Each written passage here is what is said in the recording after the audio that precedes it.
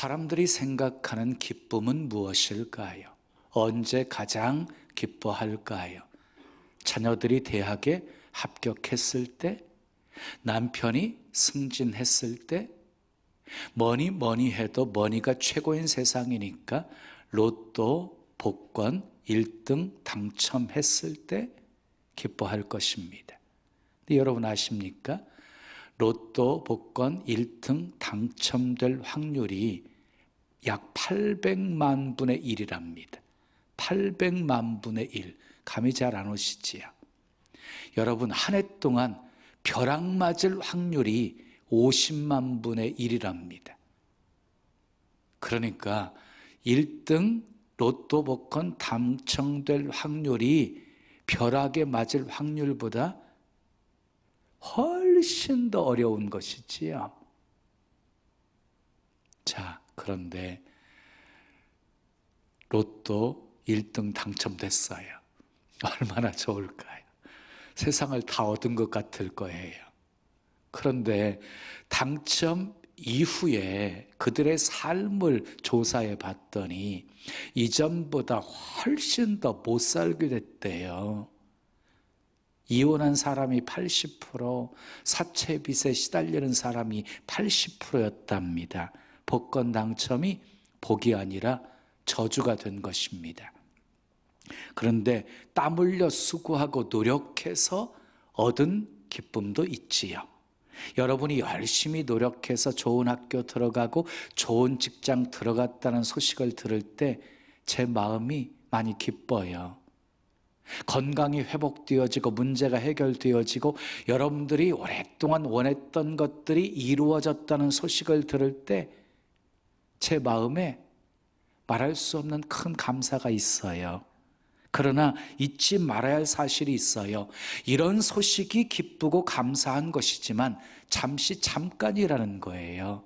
영원하지 않다는 거예요. 성경의 표현대로라고 하면 안개와 같다는 거예요. 곧 사라지고 말 것이라는 거예요. 예? 들의 풀과 같고 풀의 꽃과 같은 거예요. 결국 말라버리고 다 떨어질 수밖에 없는 것이지요. 왜 그렇습니까? 죽음 때문입니다. 죽으면 모든 것이 다 끝나버리는 것이거든요. 사람들은 죽음을 당연한 것으로 생각하지요. 왜? 모든 사람이 죽으니까요. 물론 죽는 것이 슬프고 두렵지만, 죽고 싶지 않지만, 영원히 살고 싶지만 어쩔 수 없는 것이기 때문이지요. 그러나 성경은 죽음을 당연한 것으로 말씀하고 있지 않습니다. 죽음을 죄의 결과라고 말씀하고 있습니다. 로마서 5장 12절은 이렇게 말씀해요. 그러므로 한 사람으로 말미암아 죄가 세상에 들어오고 죄로 말미암아 사망이 들어왔나니 이와 같이 모든 사람이 죄를 지었으므로 사망이 모든 사람에게 이르렀느니라. 여기서 한 사람은 누구냐면 아담입니다. 아담 한 사람의 불순종으로 말미암아서 세상에 죄가 들어왔고 죄로 말미암아 사망이 들어오게 되었다는 거예요. 그래서 모든 사람이 죄를 짓게 되었고 모든 사람에게 사망이 이르게 되었다는 거예요. 그래서 예수님이 이 땅에 오신 거예요. 우리를 사망에서 건져주시려고. 그래서 로마서 5장 19절은 이렇게 말씀합니다. 한 사람이 순종하지 아니함으로 많은 사람이 죄인 된 것 같이 한 사람의 순종하심으로 많은 사람이 의인이 되리라.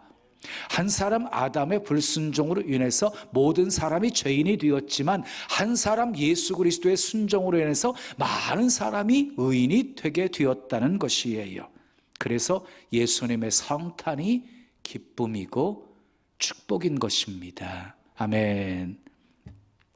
우리 육신은 죽어요. 태어날 때는 순서가 있지만 갈 때는 순서도 없어요. 그러나 우리 육신은 죽지만 영혼까지 죽는 것은 아닙니다.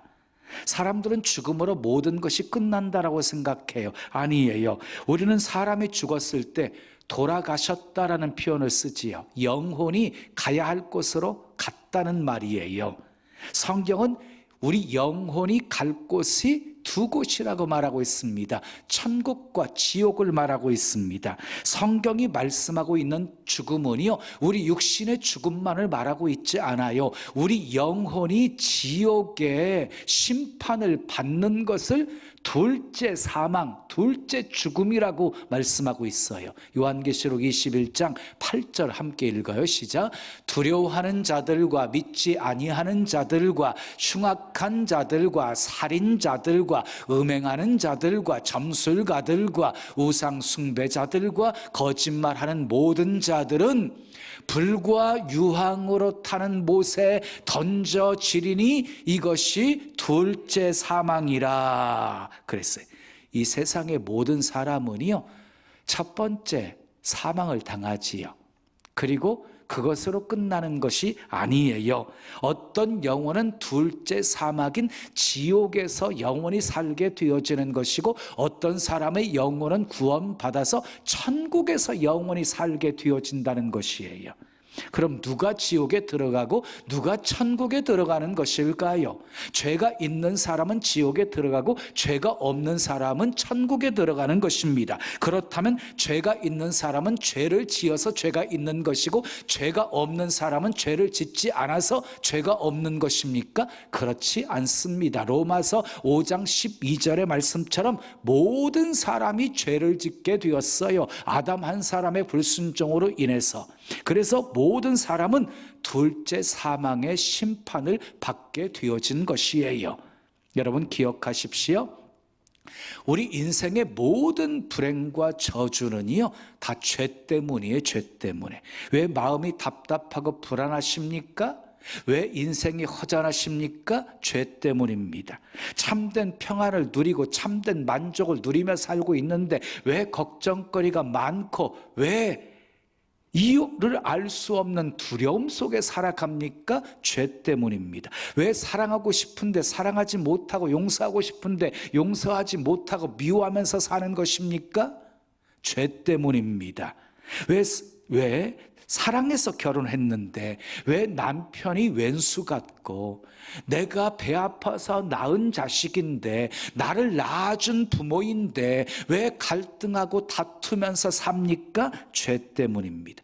죄 저주는 여기서 끝나지 않습니다. 죄로 인해서 우리는 영원한 사망의 심판을 받을 수밖에 없게 된 것입니다. 그런데 문제는 우리 힘으로 죄 문제를 해결할 수 없다는 거예요. 아무리 힘쓰고 애쓰고 노력해도 해결할 수가 없습니다. 고행을 해도 안 되고 선을 행해도 안 됩니다. 그래서 예수님이 죄 문제를 해결해 주시려고 이 세상에 오신 것입니다. 그래서 성탄이 기쁨이고 축복인 것입니다. 아멘. 여러분 생각해 보세요. 내일 죽을 사람에게 진수성찬이 무슨 기쁨이겠습니까? 내일 죽을 사람에게 세상 부귀영화가 무슨 기쁨이겠습니까? 그런데 내일 죽을 사람에게 1년이라는 생명이 연장되었다라고 한다면 얼마나 좋을까요? 아니 10년 생명이 연장되었다고 한다면 아마 춤을 출 것입니다. 너무 좋아서 심장마비로 죽을지도 모릅니다. 영원히 산다고 생각해 보십시오. 그 무엇과도 비교할 수 없는 기쁨이고 행복일 것입니다. 그런데 실제로 이런 일이 우리에게 일어났습니다. 예수님이 우리를 죄에서 구원하시기 위해 이 세상에 오셨습니다. 우리 대신 십자가 지셨습니다. 형벌 받으셨습니다. 부활하셨습니다. 그리고 우리에게 영원한 생명을 주셨습니다. 그래서 성탄이 기쁨이고 큰 축복인 것입니다. 성탄은 기쁘고 즐거운 날이에요.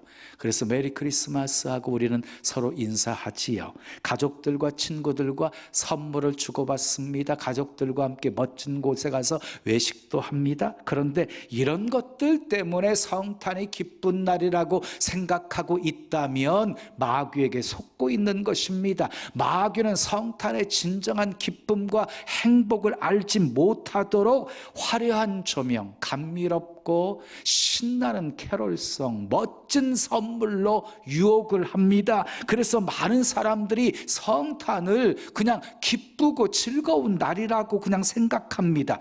제가 기쁘고 즐거운 성탄절을 맞이하면서 왜 죄를 이야기하고 사망을 이야기하고 지옥을 이야기하는 줄 아십니까? 진정한 성탄의 기쁨과 축복을 모르며 살고 있기 때문이지요. 천국에 가는 사람은요, 죄를 짓지 않아서 천국 가는 것이 아닙니다. 죄를 지었음에도 불구하고 천국 갈 수 있는 이유는요, 예수님께서 우리를 죄에서 구원해 주셨기 때문입니다. 그러면 어떻게 우리는 죄에서 구원을 받을 수 있는 것입니까? 예수님을 믿으면 구원을 받습니다. 하나님이 세상을 이처럼 사랑하사 독생자를 주셨으니 이는 그를 믿는 자마다 멸망하지 않고 영생을 얻게 하려 하심이니라. 아멘. 하나님이 세상을 사랑하셨습니다. 그래서 독생자 예수 그리스도를 이 세상에 보내주셨습니다. 유일한 구주로 보내주신 것입니다. 다른 구원 얻을 이름을 우리에게 주시지 않았습니다. 예수님을 믿으면 멸망하지 않고 영생을 얻게 해주셨습니다. 아멘. 예수님께서 말씀하셨어요. 내가 의인을 부르러 온 것이 아니라 죄인을 불러 회개시키러 왔노라. 예수님은 죄인을 위해서 오셨어요. 죄인을 불러서 회개시키시기 위해서 오셨어요. 그러니까 누구든지 마음의 문을 활짝 열고 예수님을 영접하면 영원한 생명을 얻게 되는 것입니다. 그래서 성탄이 기쁨이고 축복인 것입니다. 오늘 본문에서요, 예수님께서 이 세상에 오신 것이 왜 기쁨이고 축복인지를 두 가지로 말씀하고 있어요. 두 가지로. 하나는 예수라는 이름에 있고 또 하나는 임마누엘이라고 하는 이름에 있습니다. 요셉은 자신이 약혼한 마리아가 임신한 사실을 알았어요. 동침한 적도 없는데 덜커덩 아이가 생겼어요. 어느 남자건 어떤 놈하고 놀아난 거야 라고 생각할 수밖에 없지요. 당신은요, 약혼했어도 법적으로 부부와 같았어요. 율법으로 보면은요, 마리아는 돌에 맞아 죽어야 돼요. 그런데 요셉은 의로운 사람이어서 그냥 가만히 끊으려고 해요. 그런데 천사가 요셉의 꿈속에 나타나요. 그리고 마리아가 성령으로 잉태된 것을 알려주어요. 마리아 데려오기를 두려워하지 말라고 해요. 그리고 마리아가 낳게 될 아들의 이름을 예수라 하라고 명령을 합니다.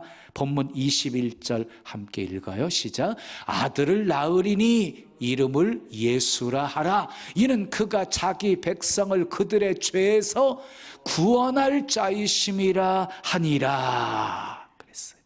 예수라고 하는 이름의 뜻은요, 자기 백성을 죄에서 구원할 자라는 뜻입니다. 예수님은 우리를 죄에서 구원하시기 위해 이 세상에 오셨습니다. 죄에서 구원받는 것이, 죄에서 구원받는 것이 왜 이렇게 중요한 것입니까? 죄에서 구원받지 못하면 영원한 둘째 사망의 심판을 피할 수 없기 때문입니다. 자, 이 세상에서요, 죽음을 피해갈 사람은 아무도 없습니다. 사람들은 죽으면 모든 것이 끝난다라고 생각합니다. 근데 성경은 분명하게 이렇게 말씀하십니다. 한 번 죽는 것은 사람에게 정해진 것이요, 그 후에는 심판이 있다. 그 후에는 심판이 있다고 말씀하고 있습니다. 모든 사람은 죽습니다. 그러나 죽음으로 모든 것이 끝나는 것이 아닙니다. 죽음은 영원한 삶의 시작입니다. 죽음은 영원한 삶의 시작입니다. 어떤 사람은 천국에서 영원히 살 것이고 어떤 사람은 지옥에서 영원히 살 것입니다. 천국과 지옥 둘 중에 하나입니다. 인정하든 인정하지 않던 결국 죽음 후의 인생은 지옥에서 영원히 사느냐, 천국에서 영원히 사느냐, 둘 중에 하나입니다. 그렇다면 천국과 지옥을 결정하는 기준이 무엇일까요? 얼마나 많이 배웠느냐, 얼마나 많은 것을 소유하고 있느냐, 얼마나 성공했느냐가 기준이 될 수 없습니다. 얼마나 착하게 살았느냐, 얼마나 성실하게 살았느냐도 기준이 아닙니다. 기준은 오직 하나입니다. 죄가 없는 사람은 천국에 가고 죄가 있는 사람은 지옥에 가는 것입니다. 여러분, 이 세상에요, 나는 한 번도 죄를 지은 적이 없다라고 말할 수 있는 사람이 있겠어요?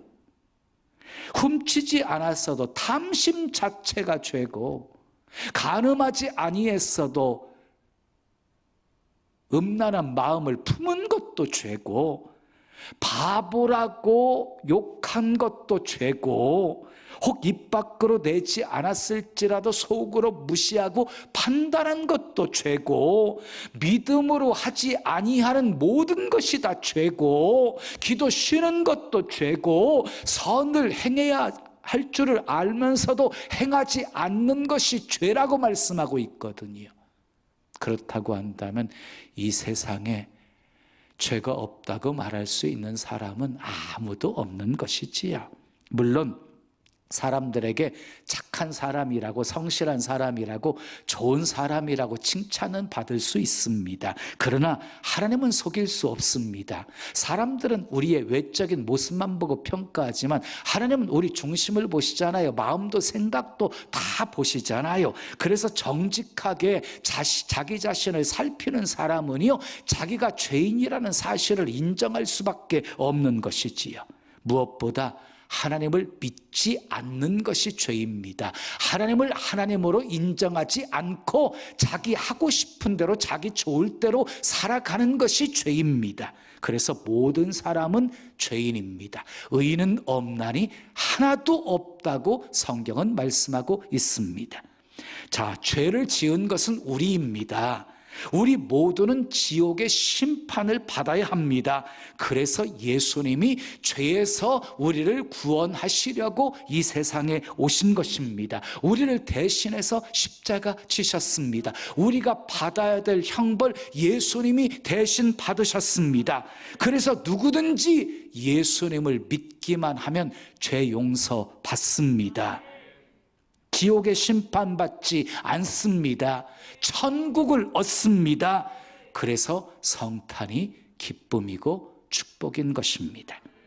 자, 죄를 용서받는 것보다 더 기쁜 일은 없습니다. 지옥의 심판에서 구원받아 천국에서 영원히 살 수 있는 것만큼 더 복된 일은 없습니다. 믿으시면 크게 아멘. 그런데 세상 사람들은 왜 크리스마스가 기쁜 날이고 즐거운 날인지를 몰라요. 그냥 기뻐하고 즐거워해요. 크리스마스 분위기 속에서 데이트를 하고 파티를 하고 선물을 주고 받는 것이 성탄의 기쁨이라고 그들은 생각해요. 자, 여러분, 크리스마스의 진정한 기쁨과 축복을 모른 채 성탄절을 보내고 있는 수많은 사람들, 그들은요, 예수님이 이 땅에 탄생하신 이유가 무엇인지도 모르는 것이지요. 그리고 예수님으로 인하여서 주시는 구원과 영원한 생명도 모르고 살고 있는 것이지요. 그들에게 크리스마스의 진정한 의미를 전해야 하는 것, 우리의 사명입니다. 아멘. 천국을 말하고 지옥을 말하면 목사님, 죽어봐야 알지요 라고 말하는 사람들이 있지요. 맞아요. 죽어보면 알지요. 죽어보면 알지요. 근데 죽음 후에는요, 예수 믿을 기회가 없다는 거예요. 살아있을 때만 기회가 있는 거예요. 천국에 가든 지옥에 가든 가장 처음 나오는 말이 진짜 있네? 이 말일 거예요. 천국이 진짜 있네? 지옥이 진짜 있네? 아마 천국은 꽤나 시끄러울 것 같아요. 천국이 진짜 있네 그러면서 막 기뻐 소리치는 사람들 때문에 그렇습니다. 천국에 가면 누구나 기뻐서 춤을 출 것입니다. 누구나 감격할 것입니다. 최고의 행복을 누릴 것입니다. 그런데 하나님께서는요, 우리에게 슬픔과 고통이 가득한 이 세상 속에서도 천국을 누리며 살게 하셨습니다. 아멘. 이 땅에서 천국을 누리며 살게 하셨어요. 주 예수와 동행하니 그 어디나 하늘나라라고 찬송하는 것처럼, 그래서 예수님의 또 다른 이름이 임마누엘입니다. 임마누엘. 본문 23절 말씀 우리 함께 읽어요. 시작. 보라, 처녀가 잉태하여 아들을 낳을 것이요 그의 이름은 임마누엘이라 하리라 하셨으니, 이를 번역한즉 하나님이 우리와 함께 계시다 함이라. 예수님은 임마누엘로 오셨습니다. 여러분, 예수님을 믿는다는 것은요, 예수님을 내 마음에 모신다는 거예요. 예수님을 내 인생의 주인으로 모신다는 거예요. 예수님은요, 내 안에 오시면은요, 내가 영접하잖아요. 그러면 우리의 모든 죄를 다 용서해 주십니다. 깨끗하게 씻어 주십니다. 그리고 우리에게 영원한 생명을 주십니다. 그러나 그것으로 끝이 아닙니다. 우리 마음에 오신 예수님은요, 우리와 영원토록 함께 하십니다. 임마누엘은 하나님이 우리와 함께 계시다는 뜻입니다. 우리와 함께 계시는 임마누엘의 예수님은요, 결코 우리를 버리지 않으십니다. 떠나지 않으십니다. 그래서 히브리서 13장 5절에 내가 결코 너희를 버리지 아니하고 너희를 떠나지 아니하리라 약속하셨습니다. 육신의 손으로는 만질 수 없고 육신의 눈으로는 볼 수 없지만 예수님은 우리와 늘 함께 하십니다. 믿음의 눈으로 예수님을 볼 수 있습니다. 믿음의 귀로 예수님의 음성을 들을 수 있습니다. 마음의 문을 활짝 열기만 하면 언제든지 예수님의 사랑의 손길을, 치유의 손길을, 능력의 손길을, 기적의 손길을 체험할 수 있습니다. 예수님은 임마누엘로 오셨기 때문입니다. 세상은 변합니다. 사람도 변합니다. 영원히 나를 사랑해 줄 것 같은 그 사람도 배반할 수 있는 것이 우리 인생입니다. 그러나 영원히 우리를 떠나지 않고 버리지 않으시는 분이 있습니다. 항상 우리와 함께 하시면서 인도해 주시고 가르쳐 주시고 지도해 주시고 도와주시고 그리고 일으켜 세워주시는 분이 있습니다. 바로 예수님이십니다. 아멘. 아무리 힘들고 어려운 인생길 걸어도 잊지 마십시오. 여러분은 혼자가 아닙니다. 임마누엘의 예수님이 여러분들과 함께 하십니다. 사망의 음침한 골짜기를 지나고 있습니까? 두려워하지 마십시오. 임마누엘의 예수님이 함께 하십니다. 사랑하는 여러분, 임마누엘의 예수님과 동행하고 있습니까? 임마누엘의 예수님이 주시는 평안을 누리고 있습니까? 임마누엘의 예수님만 어떤 상황 속에서 바라보고 의지하며 살고 있습니까? 임마누엘의 예수님이 주시는 사랑과 지혜와 능력으로 살고 있습니까? 그래야 합니다. 그래야 합니다. 그것이 성탄의 기쁨이고 축복이기 때문입니다. 우리를 죄에서 구원하시기 위해 이 세상에 오신 예수님과 함께, 우리와 영원히 함께 하시기 위해 임마누엘로 오신 예수님과 함께 기쁨과 축복이 가득한 성탄이 되시기를 예수님의 이름으로 축원합니다. 지금은 미디어 선교를 위한 헌금 시간입니다. 이 예배를 통해 삶 가운데 은혜와 회복이 충만하시기를 간절히 기도합니다.